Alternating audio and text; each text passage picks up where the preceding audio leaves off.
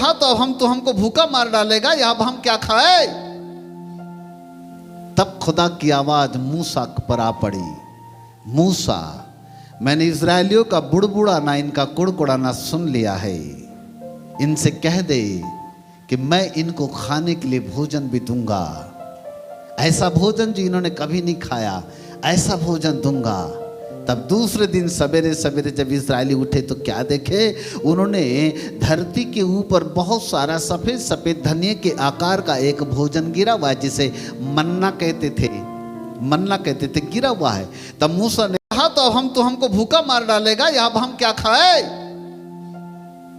तब खुदा की आवाज मूसा पर आ पड़ी, मूसा मैंने इजरायलियों का बुड़बुड़ाना, इनका कुड़कुड़ाना सुन लिया है। इनसे कह दे कि मैं इनको खाने के लिए भोजन भी दूंगा, ऐसा भोजन जो इन्होंने कभी नहीं खाया, ऐसा भोजन दूंगा।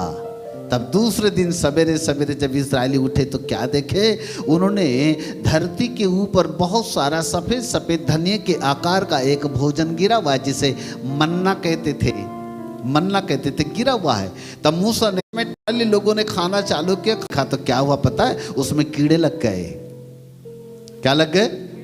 कीड़े लग गए, वो बसाने लगा, बदबू आने लगी, फिर कुड़कुड़ाने। बोले मूसा तूने हमको क्या खाने को दिया यार, कुछ घंटे के बाद इसमें से फिर बदबू आने लगी, यहाँ से कीड़ा नजर आने लगा है, ऐसा वाला तूने भोजन हमको दिया है। तो मूसा कहता है, ऐ निर्बुद्धि इजरायलियों, अरे यदि खुदा तुमको सुबह भोजन दे सकता है तो क्या वो तुमको शाम को नहीं दे सकता था? तुमने उसको बटोर करके क्यों रखा? क्या तुम्हें खुदा के ऊपर विश्वास नहीं? कहानी का सारांश क्या है पता आपको?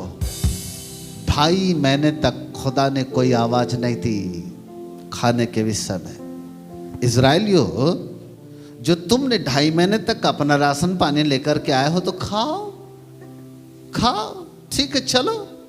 जिस दिन खत्म हो जाएगा ना बेटा, उस दिन मेरी तरफ देखोगे। खाओ ना, कितना खाते हो।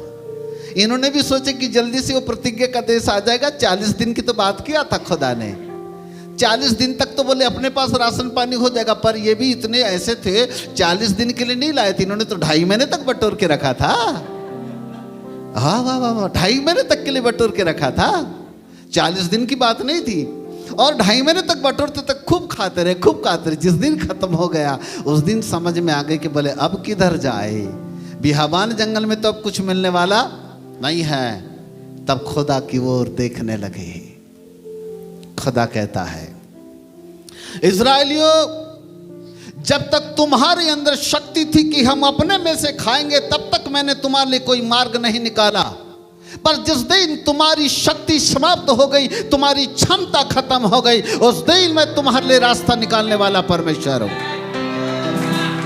जब तक एक मनुष्य अपने धन के ऊपर गर्व करता हुआ केवल अपने धन के ऊपर निर्भर रहता है और वो ये देखता है कि मेरे पास क्षमता, मैं सब कुछ कर सकता हूं, तब तक खुदा बाप कहता है, ठीक है रे बाबा, जी ले तू अपनी मर्जी से। पर जिस दिन एक आदमी की क्षमता खत्म हो जाती है, वो ऊपर देखने लगता है, खुदा आसमान के दरवाजे खोलकर आशीष देने लगता है। इसे स्वर्गीय आशीष से कहते हैं। बोलो यीशु प्रभु की हालेलुया, प्रेज द लॉर्ड। यही है आर्थिक आशीर्वाद का समारोह। मेरे प्रिय प्रभु के बालकों, आपके लिए भविष्यवाणी करूं, अपनी शक्ति पर निर्भर मत रहना, अपने समझ का भरोसा मत लेना, अपनी ताकत के ऊपर गर्व मत करना, अपने धन के ऊपर घमंड मत करना, खुदा के ऊपर निर्भर करना। वही है जो तुझे धन प्राप्त करने की शक्ति देगा। Hallelujah, praise God. 3,000 से 5 लाख तक आने वाला व्यक्ति, प्रभु कहता है 5 लाख में सीमित मत हो, उसकी शक्ति पर निर्भर कर, इससे अनगिनत देखेगा। बोलो यीशु प्रभु की हालेलुया। सन 2009 में प्रभु ने मुझे कहा, मुंबई चला जा। बड़ी अच्छी सेवा, लगभग 100 के ऊपर कलीसिया आई थी, 40 पासवान मेरे हाथ के नीचे सेवा कर रहे, हजारों हजारों लोगों को जल संस्कार की विधि देकर तैयार किया। कई लीडर्स हमारी कोख में से जन्म लेकर के निकले। ऐसी बड़ी सेवकाई के बाद कोई कमी घटी नहीं थी। जहाँ जाते वहीं पर हमारे लिए सब कुछ पर्याप्त हो जाता था। खुदा हमारी हर आवश्यकता को पूरा करता था। मध्य प्रदेश में बड़ा वर्चस्व था।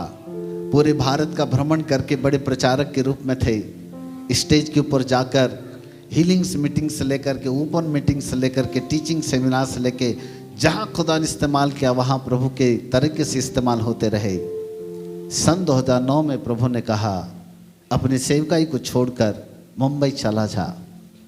पहली बार आवाज़ आई, हमने कहा प्रभु शायद हमारे मन की आवाज़ होगी, हमने रिजेक्ट कर दिया। दूसरी बार खुदा की आवाज़ आई, मुंबई जाओ। मैंने अपने गुरु को कहा कि मुझे प्रभु मुंबई के लिए भेजता है, तो उन्होंने कहा कि बेटा शायद ये तुम्हारे मन की आवाज़ हो सकती है, इतनी अच्छी सेवकाई को छोड़कर क्यों उधर जाओगे? अब प्रभु भी ऐसा क्यों बोलेगा खाली हाथ उधर निकल जाओ? अच्छी खासी सेवकाई है, सैकड़ों लीडर्स तुम्हारे हाथ के नीचे है, इतने बड़े पासवानों के ऊपर पासवान हो। मैंने कहा बात तो सही है। तीसरी बार फिर प्रभु की आवाज़ आई, मुंबई की ओर चला जा। हमने कहा प्रभु जान न पहचान यदि आप मुंबई की ओर भेजना चाहते हो तो जरूर जाएंगे। तब मैं सिर्फ आजमाने के लिए मुंबई की ओर आया। मैंने कहा प्रभु यदि आपकी आवाज़ है मैं मुंबई जाऊँ तो मुझे चिन्ह दिखाना। मैं मुंबई की ओर आ गया खाली हाथ। जब पहुंचकर मैं अंधेरी स्टेशन में आ गया, एक व्यक्ति मुझको मिला। उसने बड़ी गौर से मुझको देखा। उसने कहा प्रेज द लॉर्ड। मैंने कहा प्रेज द लॉर्ड। मैंने कहा आप मुझे जानते हो? वो कहता नहीं। तो मैंने कहा प्रेज द लॉर्ड कैसे किया? बोले पता नहीं अंदर से ऐसा है कि इस व्यक्ति को प्रेज द लॉर्ड बोलो, इसलिए बोले मैंने किया। तो मैंने कहा प्रभु की योजना है, समझ गया। तो बोले आप कहाँ जाते हो? तो मैंने कहा कहीं नहीं, मैं तो घूमने ही आया हूँ। तो वो कहता है मेरा घर करीब ही है, यही चलो। तो मैंने कहा चलो, हम भी तो यही चाहते थे। वो अपने घर लेके आया, 2 मंजिला घर उसका, वहाँ लेके आए, शानदार एक रूम में रखा। बोले आप नहा धो लीजिए, आराम कीजिए, नाश्ता करते हैं। नहाए धोए, नाश्ता किए। बोले आप क्या करते हैं? मैंने कहा मैं छोटी मोटी सेवकाई करता हूँ प्रभु की। तो बोले मेरे पास ना 4-5 परिवार के लोग पहचान के, उनको बुलाओ क्या, कुछ बैठ करके चर्चा करेंगे वचन से। मैंने कहा जरूर बुलाओ। 4 लोग आ गए, हम बैठ गए बाइबल लेकर के। 2 घंटा बाइबल से हम परमेश्वर के वचन की चर्चाएं करते रहे।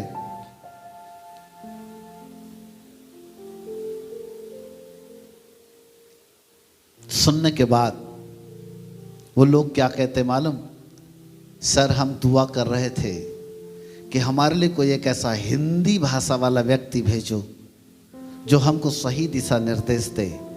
हम आपसे निवेदन करते हैं, क्या आप हमारे लिए इस मुंबई आओगे?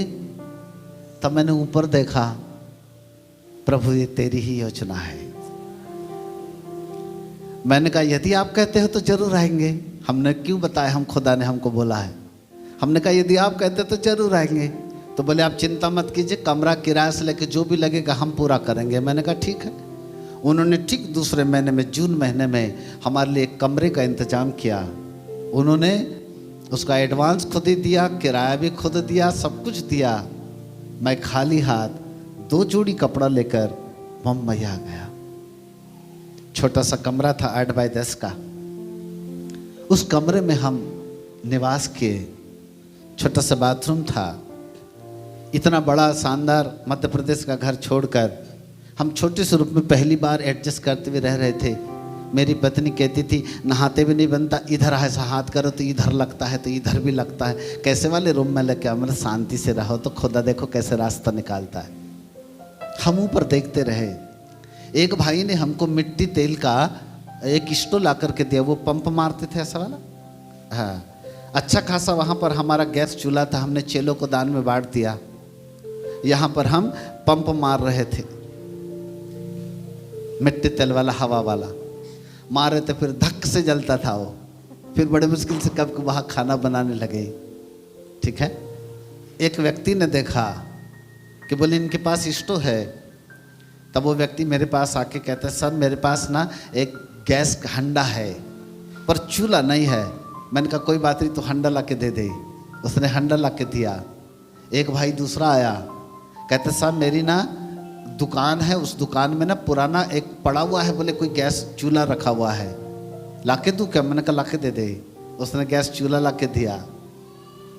देखो प्रबंध कैसे खुदा कर रहा है। सुबह कोई व्यक्ति मेरे घर चावल दाल और सब्जी लेके आता था। 2 दिन खाते थे, फिर ऊपर देखते थे। फिर 2 दिन के बाद कोई और व्यक्ति को परमेश्वर थैला लेके भेज देता था।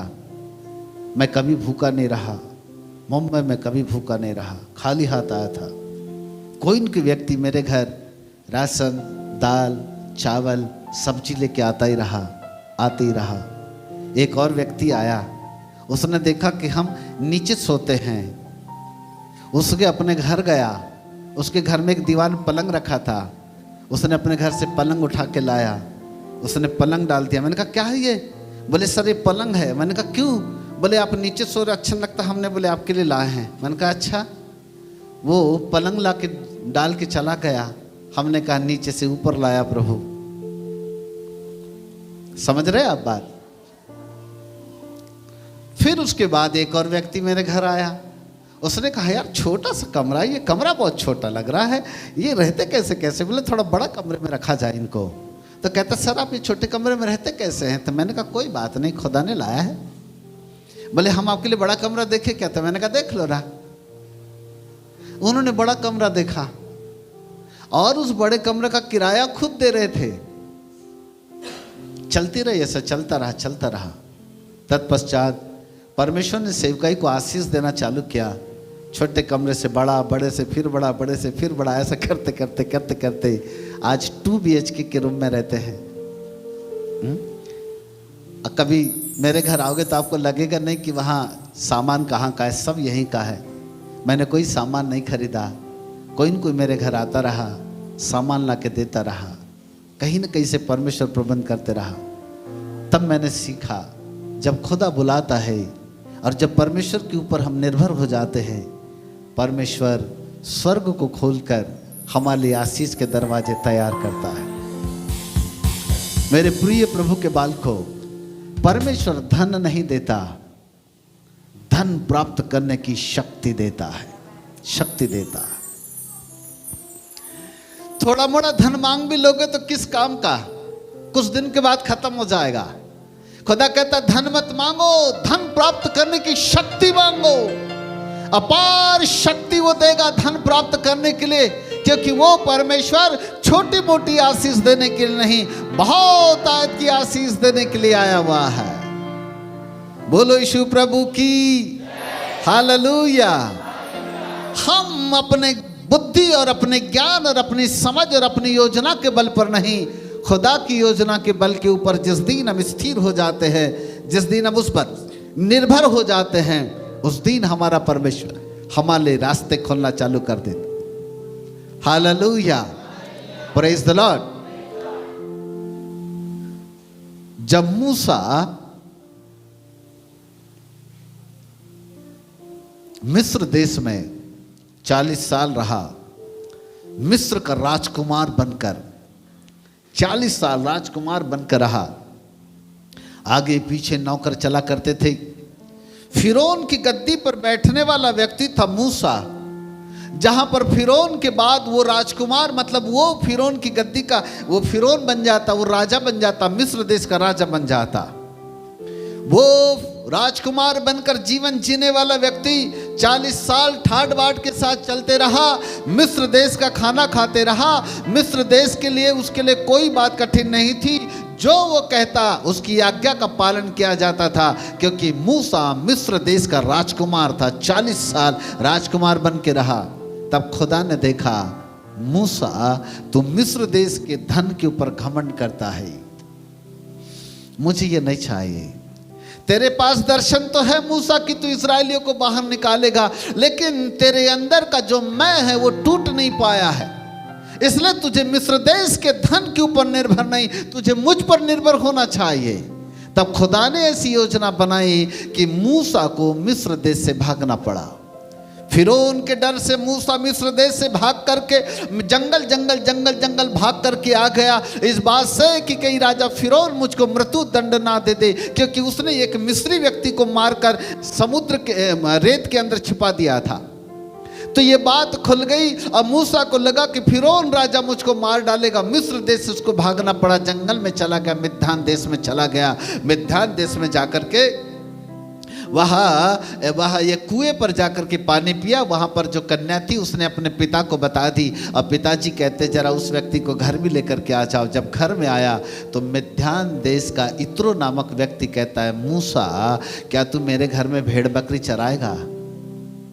भेड़ बकरी चराएगा? मूसा मिस्र देश का राजकुमार, मिस्र देश का राजकुमार,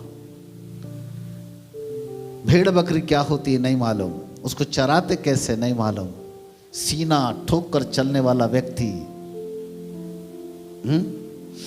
राजकुमार आदमी जिसके पीछे नौकर चला करते थे, जो फिरौन के बाद मिस्र देश का राजा हो जाता, ऐसे व्यक्ति को खुदा ने कहा मिद्यान देश में जा, वही तेरे लिए प्रबंध है, वहां जाकर भेड़ बकरी चरा। मूसा कहता है खाना मिले यही मेरे लिए बहुत है, यदि भेड़ बकरी चराने का सौभाग्य मिले तो मैं ये काम करूंगा। टूट गया मूसा, जीरो हो गया, शून्य बन गया, ऊपर से नीचे गिर गया, हाथ में लाठी आ गई, भेड़ बकरी चराने लगा। 40 साल। हालेलुया। क्या चाह रहा था खुदा? खुदा क्या चाह रहा था? मूसा मुझे तेरे मिस्र देश का धन नहीं चाहिए, मुझे तेरी शक्ति का घमंड नहीं चाहिए मूसा, मुझे तेरी जरूरत नहीं है मूसा, तेरे अंदर के टूटे हुएपन की जरूरत है। जिस दिन तू शून्य बन जाएगा, जिस दिन तू मिस्र देश के धन से कहीं वो धन को ज्यादा अनमोल देगा जो तेरा दर्शन है, अर्थात तू शून्य होकर तू मिस्र देश के धन के ऊपर निर्भर नहीं, तू मुझ पर निर्भर हो जाएगा। हालेलुया। तब मूसा मिस्र देश से भाग करके मिद्यान देश में आकर यित्रो के यहाँ पर नौकरी कर रहा है। तब यित्रो ने अपनी बेटी के साथ उसका विवाह भी कर दिया। विवाह करने के बाद जरूर दामाद बन गया, लेकिन भेड़ बकरी चराने का काम समाप्त नहीं हुआ। 40 साल वह भेड़ बकरी को चराता रहा, टूट गया। मूसा शून्य बन गया। जब खुदा ने देखा कि मूसा शून्य बन गया है, तब वो 80 साल के बाद 40 साल मिस्र देश का राजकुमार और 40 साल भेड़ बकरी चराने वाला जीवन, एक और वो जीवन था जहां पर ऊंचाइयों में चला गया था मूसा, पर दूसरे बार वो जीवन आ गया मूसा के अंदर जहां पर मूसा नीचे आ गया, शून्य बन गया। तब खुदा कहता है मूसा अब तू मेरे बड़े काम का है, अब तू मेरे बड़े काम का है। पहले तू मिस्र देश के धन के ऊपर घमंड कर रहा था, परंतु अब तू मुझ पर निर्भर रहेगा, अब तू मेरे द्वारा दिए जाने वाले धन के ऊपर निर्भर रहेगा मूसा। अर्थात मैं तुझको वो धन दूंगा जिसके द्वारा तुझको निर्भर होने की जरूरत पड़ेगी। टूट जा तू मूसा, तू शून्य बन जाए, तू दीन और नम्र बन जाए, अर्थात तू किसी और देखने न पाए, तू केवल मेरी ओर देखने पाए। तब मिद्यान देश के अंदर भेड़ बकरी चराने के द्वारा जो धन उसको मिलता था उससे मूसा भोजन करने लगा, शून्य हो गया। 80 साल के बाद खुदा ने उसको आवाज देके के कहता है मूसा मूसा, मैंने इस्राएलियों की कराहट को सुन लिया है, उनका तड़पना मेरे कानों में सुनाई दिया है, उनकी चीख उनकी पुकार सुनाई दी है। अब तू जा और मेरे लोगों को छुड़ा करके लेके आ। खुदा मूसा कहता खुदा बाप जब मैं हट्टा कट्टा नौजवान था, 40 साल का वीर पुरुष था, एक एक मिस्रियों को अपनी ताकत के बल के मार मार के मैं रेत के अंदर छुपा रहा था, उस समय तूने मेरा साथ नहीं दिया। उस समय तू कहाँ था? जब मैं 40 साल अच्छा खाता पीता घराने का था, तो क्या तुझे अच्छा नहीं लगा?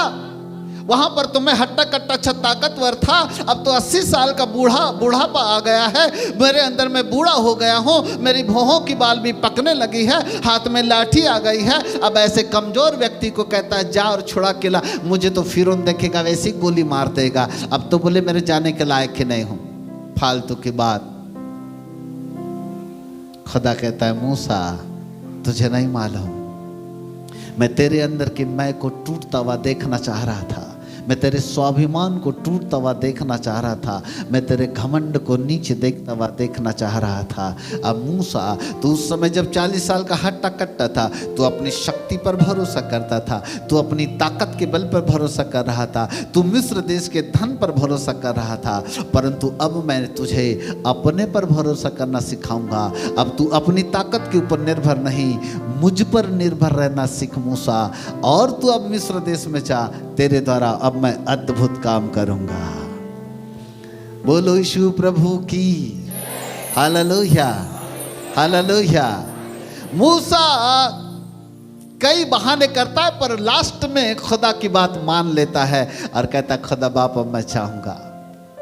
छूट गया मूसा। खुदा चाह रहा था कि मूसा तू किसी और के धन पर निर्भर नहीं, मेरे द्वारा दिए जाने वाले धन के ऊपर निर्भर हो जा, क्योंकि जो धन मैं तुझको दूंगा वो धन आशीषों का धन होगा। क्योंकि बाइबल कहती है जो धन परमेश्वर देता है उसमें वह दुख नहीं मिलाता। क्या नहीं मिलाता? दुख नहीं मिलाता। बोलो यीशु प्रभु की हालेलुया।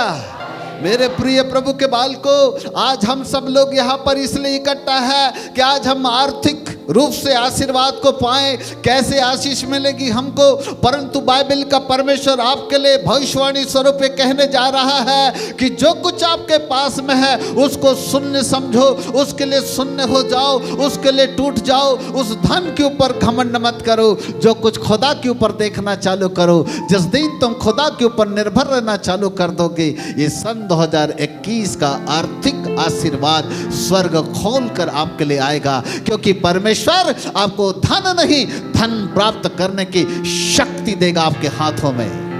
आपके हाथों को वो ब्लेस करेगा, आपके हाथों को वो आशीष देगा।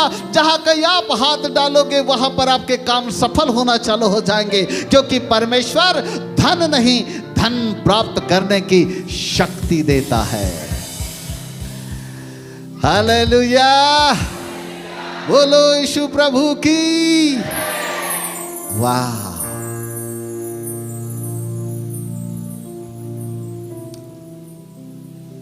यदि हम अब्राहम के वंश के हैं,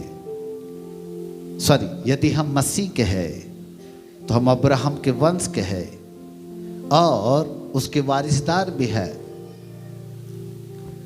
अब्राहम के द्वारा परमेश्वर ने मसीह को लाया,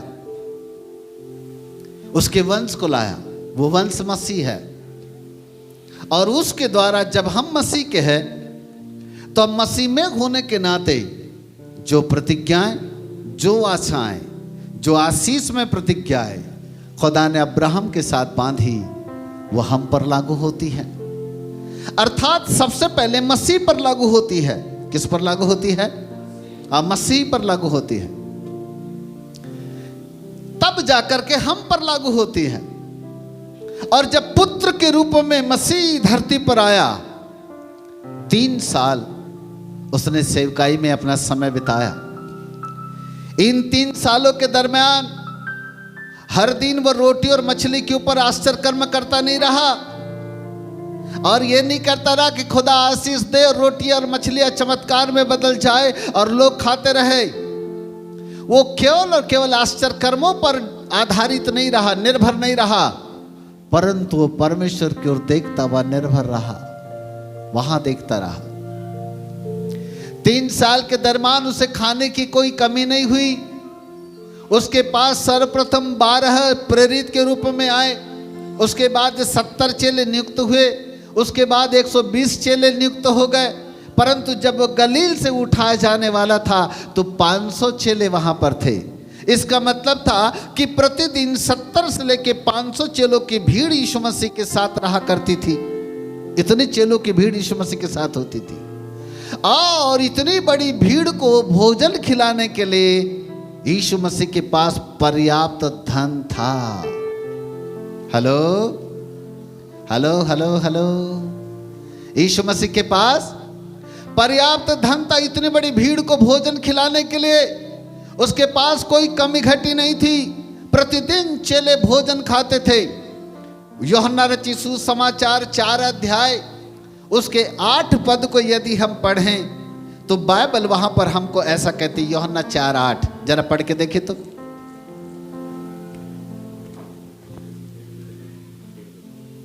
छोड़ना है ना। क्योंकि उसके चेले तो नगर में भोजन मोल लेने क्यों गए थे। नगर में भोजन खरीदने के लिए गए थे। हालेलुया। यीशु मसीह के चेले नगर भोजन खरीदने के लिए गए थे। क्या खरीदने गए थे? इसका मतलब है कि प्रभु यीशु मसीह के पास पर्याप्त धन था। चेले भूखे नहीं रहते थे, परंतु चेले भोजन खरीदने जाते थे। 3 साल के सेवकाई के दरमियान केवल 2 ही बार रोटी और मछली के ऊपर उसने ब्लेसिंग दी, आशीष दी, परंतु चेले हमेशा वो ऊपर देख कर के केवल चमत्कारी रोटी को नहीं खाते रहे, लेकिन खुदा के ऊपर डिपेंड रहे। जितने भी चेलों को प्रभु यीशु मसीह ने बुलाया, आशीष के साथ में बुलाया, वे चेले आशीषित जीवन जी रहे थे। किसी के भी पास में कोई गरीबी नहीं थी। बाइबल कहती कोई भी चेले दरिद्र नहीं थे। हर एक के पास सुख संपत्ति थी, क्योंकि वे अपनी शक्ति के ऊपर निर्भर नहीं, खुदा की शक्ति के ऊपर निर्भर रहते थे। बोलो यीशु प्रभु की। मेरे प्रिय प्रभु के बाल को, नए नियम के अंदर यदि यीशु मसीह की सेवकाई को देखा जाए तो वह किसी और की शक्ति पर निर्भर नहीं रहा, परंतु केवल और केवल परमेश्वर के ऊपर निर्भर रहा।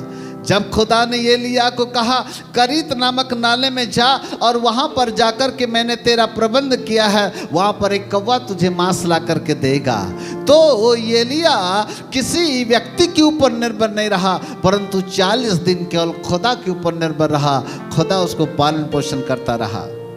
मेरे प्रिय प्रभु के बाल को, अनेकों ऐसे एविडेंस जहां पर परमेश्वर हमको ये साबित करता है कि तुम अपनी शक्ति पर नहीं, अपनी बल बुद्धि पर नहीं, अपनी योजनाओं पर आधारित मत रहो, खुदा के ऊपर निर्भर रहो। वही परमेश्वर आपके लिए रास्ता निकाल देगा।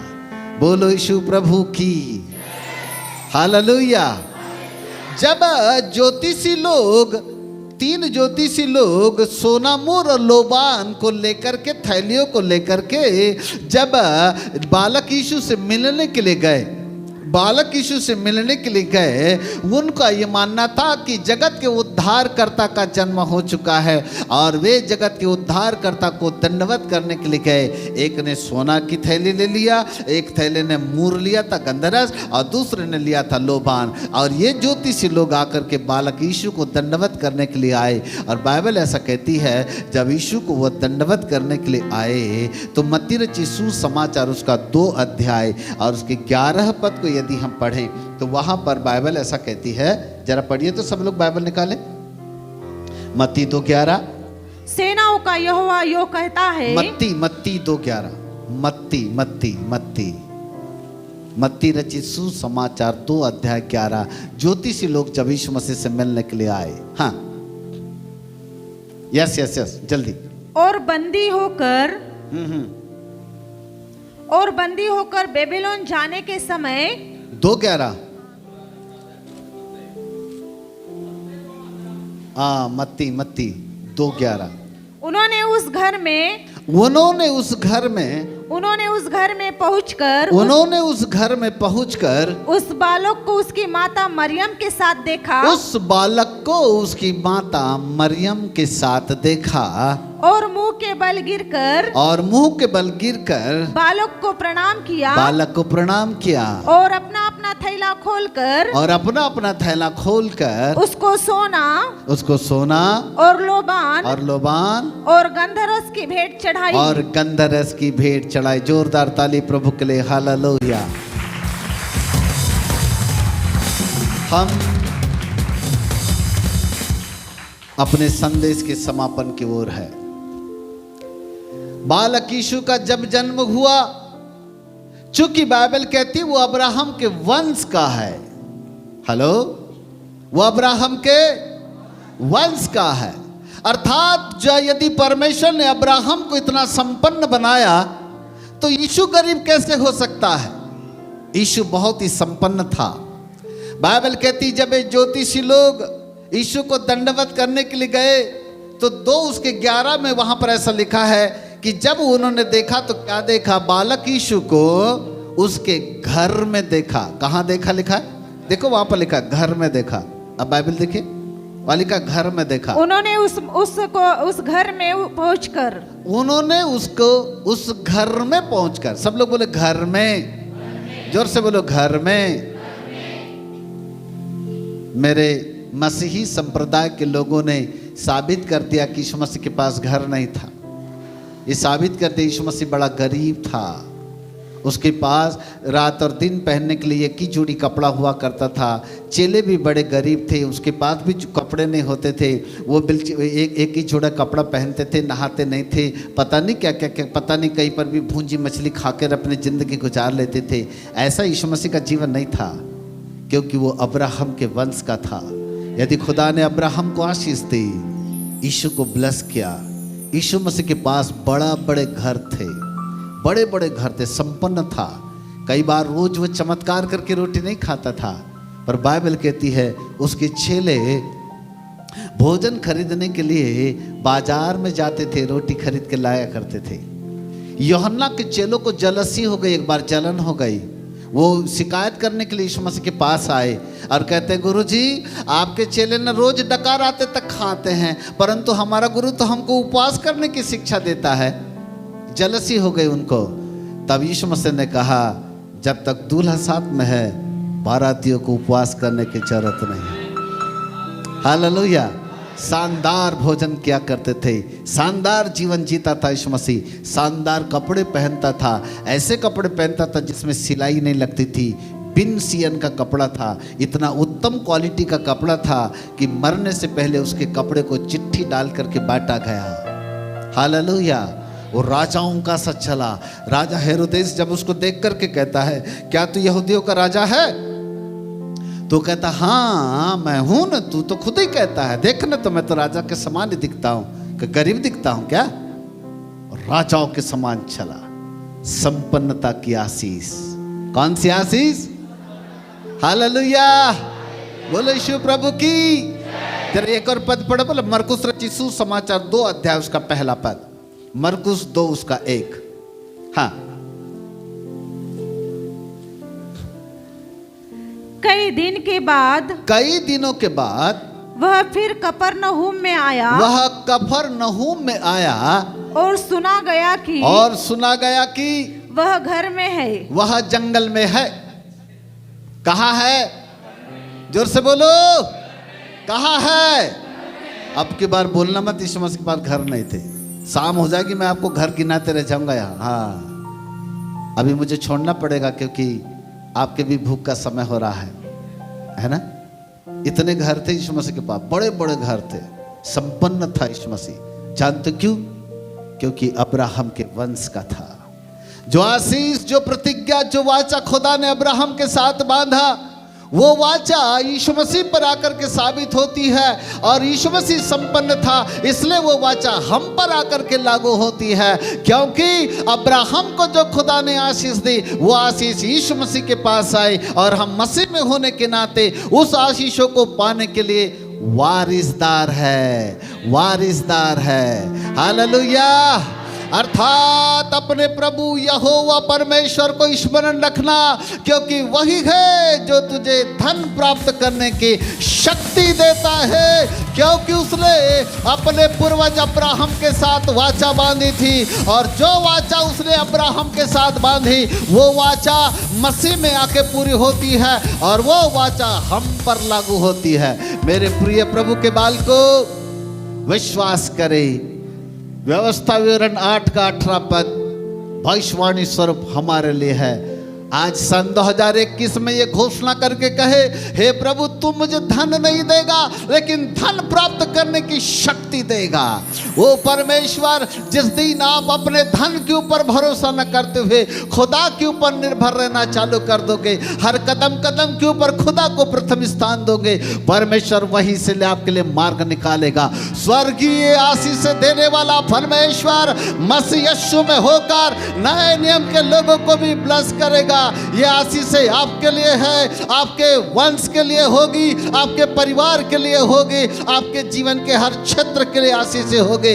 आइए हम परमेश्वर को कहे, खुदा बाप आज मैं आपकी स्वर्गीय आशीषों को लेने के लिए तैयार हूँ। वो स्वर्गीय क्षेत्र से उतरने वाली आशीष से जो प्रभु जी आर्थिक रूप से मेरे लिए आने वाली है, आज मैं उन आशीषों को ग्रहण करने के लिए तैयार हूँ। आइए अपने आप को तैयार करते हुए अपने स्थान के ऊपर खड़े हो जाएं, अपनी बाइबल के अपने नोटबुक को बंद कर लें और सीधे प्रभु की ओर खड़े होकर के कहें, स्वामी मैं केवल और केवल आपकी ओर देखता हूं जिससे कि आप मुझे आशीष देना चालू करें।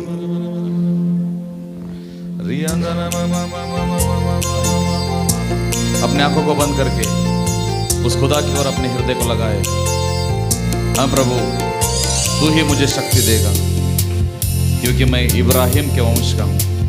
यीशु मसीह पर विश्वास करने के द्वारा मैं उसकी आशीष का हकदार बन चुका।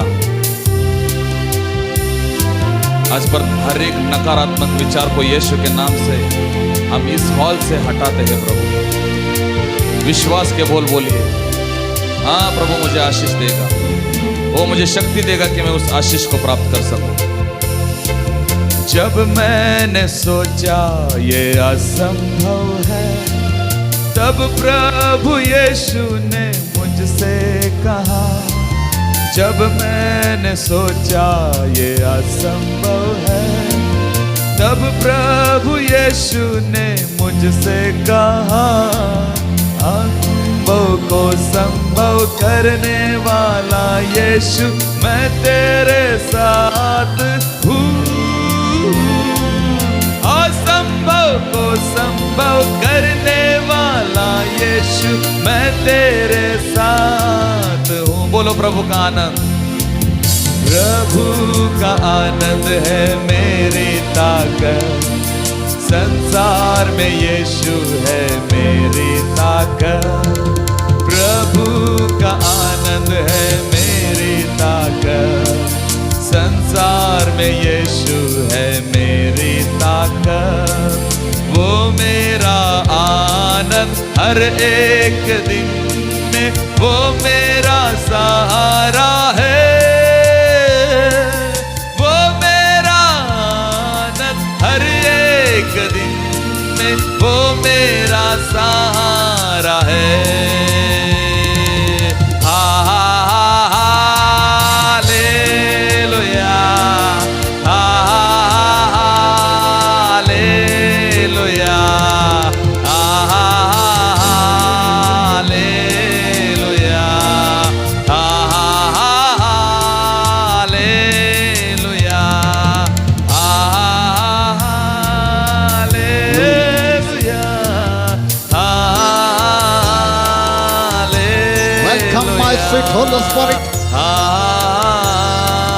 आपके चारों ओर से आपके स्वर्गदूत इस हाल को घेरने नहीं पाए। राजा स्वर्ग से उतर के आओ, पवित्र आत्मा परमेश्वर अपने बच्चों को स्पर्श करो। राजा आज सन 2021 के प्रथम महीने में खुदा बाप जो आर्थिक आशीषों का समारोह है, वास्तव में आपके बच्चों के लिए आर्थिक आशीषों का वर्ष हो जाए। रखा नामा सखीना तखी तक खंद न खो दिया, रिद्दे रलरबा शब्द नमादी नत खान खोरिया, रदन में शब्द नमादी नत खन न होती अंद नमादिया। हे पवित्र आत्मा प्रभु अपने बच्चों को छू लो। राजा अपने बच्चों को तरस से भर जाओ। यदि प्रभु जी हमारे पास जो कुछ हमारा अपना है, जिसके कारण हमारे अंदर अपना अहम है, हमारा स्वाभिमान है, हमारा ईगो है, वो सब कुछ गिर जाए। अब्बा हम अपने धन के ऊपर भरोसा करने वाले नहीं, परंतु आपके ऊपर भरोसा करने वाले बन जाए। हम अपने शक्ति के ऊपर प्रभु जी निर्भर रहने वाले नहीं, हम आपके ऊपर निर्भर रहने वाले बन जाए। अब्बा स्वर्ग मसीह यीशु के नाम से खुल जाए। आज स्वर्ग से अपरंपार आशीष से आपके बच्चों के लिए प्रदान की जाए, अपरंपार आशीष से आपके बच्चों के लिए प्रदान किया जाए। व्यवस्था विवरण 8 अध्याय के 18 पद के अनुसार खुदावंद आप धन नहीं, धन प्राप्त करने की शक्ति देने वाले हैं, धन प्राप्त करने की शक्ति देने वाले हैं। मैं परमेश्वर का दास होने के नाते आपके तमाम बच्चों के लिए भविष्यवाणी करता हूँ, ये वर्ष इन सब लोगों के लिए धन प्राप्त करने की सामर्थ्य बनकर के आने पाए। यीशु मसीह के सामर्थ्य नाम में प्रभु संपन्नता की आशीष को रिलीज करते हैं। जो धन खुदा बाप आप देते हैं उसमें आप दुख नहीं मिलाते, और इसलिए प्रभु जी हम प्रार्थना करते हैं आपकी स्वर्गीय सामर्थ्य आपके बच्चों के जीवन के ऊपर प्रकट होने पाए। रखा नमा सखीना तखी तखंद नमाथिया रिद्दे रलरबा शब्द नमादि नत्रल रबदन नमाथिया। पिता परमेश्वर, जैसे अब्राहम केवल आपके ऊपर निर्भर रहा, आप जगह जगह हर कदम कदम पर उसके लिए रास्ता निकालते रहे। इजराइलियों का प्रभु जब धन समाप्त हो गया, आपने इजराइलियों के लिए रास्ता निकाला, उनके लिए मन्ना प्रभु जी आकाश से मन्ना हिला हिला कर आकाश से मन्ना आपने बरसाया, उनको भी आपने भोजन प्रदान किया। राजा जब जब जब जब लोगों ने आपकी ओर देखा, आपने उनका प्रबंध किया है। पिताजी आज आपका दास आपसे विनती करता है, अपने बच्चों के लिए रास्ता निकालो। मसीह यीशु के नाम से स्वर्गीय रास्ते आपके बच्चों के लिए निकाल दिए जाए। रसोदिया तमाना सखाना तखेता रखोदी नखा में नखारती अंदनमा दिया। प्रभु जी स्वर्गीय पिता परमेश्वर, जैसे आपने मूसा का प्रबंध किया, मूसा के लिए रास्ता निकाला, अपने बच्चों के लिए रास्ता निकालो। एलिया के लिए रास्ता निकाला, अपने बच्चों के लिए रास्ता निकालो। खुदा नए नियम में जब हम देखते हैं सारे चेले प्रभु जी 3 साल के दरमियान अपने धन के ऊपर भरोसा नहीं रख रहे थे, वो केवल उनका भरोसा यीशु पर था, वो यीशु पर निर्भर रहे पिताजी। और इसलिए खुदा बाप उन्होंने अपने जीवन के अंदर बहुत से आशीषों को देखा, वे संपन्न जीवन जीते रहे, उनका जीवन आशीष में जीवन रहा। मेरे मित्र पवित्र आत्मा, आपके बच्चों के लिए ये वर्ष आशीष में जीवन होने पाए। मैं आपका दास आपके बच्चों के लिए भविष्यवाणी करता हूँ, सन 2021 आर्थिक क्षेत्र की संपन्नता का वर्ष होने पाए। यीशु मसीह के सामर्थ्य नाम में स्वर्गीय आशीष से खल छाए और आर्थिक क्षेत्र में संपन्नता है। जिनके कामों में प्रतिफल नहीं है, उनके कामों को प्रतिफल दो राजा, उनके जॉब को ब्लेस करो, उनकी नौकरी को ब्लेस करो। जो बिजनेस करते हैं उनके बिजनेस की सफलता की घोषणा करते हैं। हर एक बिजनेस के अंदर पाई जाने वाली रुकावटें मसीह यीशु के नाम से दूर कर दी जाए। नौकरी के अंदर आने वाली तमाम समस्याओं को यीशु प्रभु के नाम से रांधते हैं। प्रभु जी हर एक तूफान मसीह यीशु के नाम से नष्ट हो जाए, हर एक आने वाली रुकावटें मसीह यीशु के नाम से दूर कर दी जाए। आपके बच्चों के लिए रास्ता निकाल दिया जाए। इजराइलियों के लिए जैसे आपने लाल समुद्र से रास्ता निकाल दिया, पिता अपने बच्चों के लिए भी रास्ता निकालेगा, ताकि सन 2021 आपके बच्चों के लिए आशीष का कारण होने पाए। Oh thank you Lord, hallelujah. Oh thank you thank you thank you thank you thank you. पिता हम आपके नाम को धन्य धन्य धन्य कहते हैं। एक बार फिर से प्रभु जो दूसरा सत्र होगा उसमें हम और भी दूसरे प्रकार की ब्लेसिंग को देखेंगे, और ना केवल आशीष से वरन आपकी वो सी आशीषों को पाने के लिए एक अभिषेक को प्रभु जी अब हम देखने वाले हैं। एक गहरे अभिषेक को हम यहाँ से लेके जाएंगे, संपन्नता का अभिषेक प्रभु जी, आशीष पाने वाला अभिषेक हमारे जीवन के ऊपर होगा। खुदा बाप हम आपके नाम को धन्य कहते हैं। पर प्रभु परमेश्वर आज का दिन हमारे लिए आशीषों का दिन है, एक उत्तम अभिषेक को पाने का दिन है, जहाँ पर आप हमारे रास्तों पर रास्ता निकालते चले जा रहे हैं। अब्बा पिता, oh thank you Lord, hallelujah. अब्बा आपके नाम को धन्य कहते हैं। Thank you thank you thank you thank you thank you Lord. पिताजी आपके नाम को हम ऊंचा उठाते हैं, आदर सम्मान महिमा सब कुछ आपको देते हुए महिमावंत मसीह यीशु के नाम से मांगते हैं। ग्रहण कर पिताजी, आमीन और आमीन और आमीन। बोलो यीशु प्रभु की, हालेलुया।